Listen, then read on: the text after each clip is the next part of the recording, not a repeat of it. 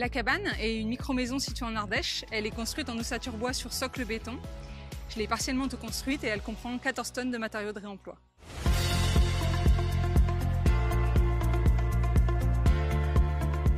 La cabane de Sillac est une maison de 36 mètres carrés qui est née de la volonté de mener à bien un projet personnel qui me permettrait d'atteindre simultanément plusieurs objectifs.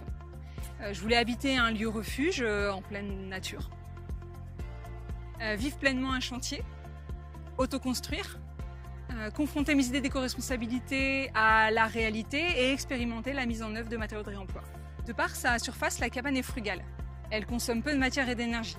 Son empreinte sur le terrain est restreinte, sa petite taille est un vrai atout pour des matériaux de réemploi. Les quantités à trouver pour la construire simplifient la recherche de matériaux. Et en plus, le fait d'autoconstruire m'a permis de comprendre concrètement les problématiques qu'on peut rencontrer quand on souhaite mettre en œuvre un matériau, qu'il soit neuf ou de réemploi.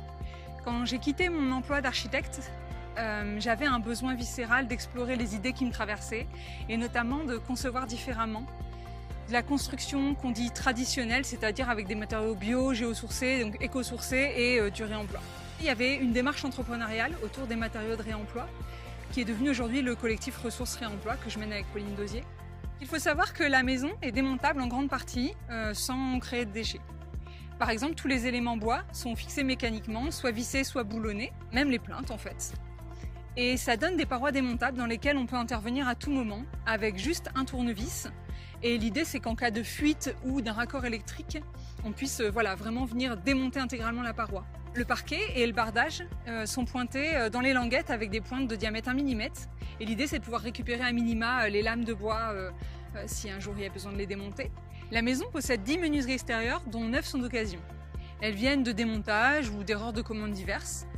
Elles ont été collectées par mes soins autour de Lyon et de Grenoble. Je les ai ramenées chez le charpentier qui les a stockées.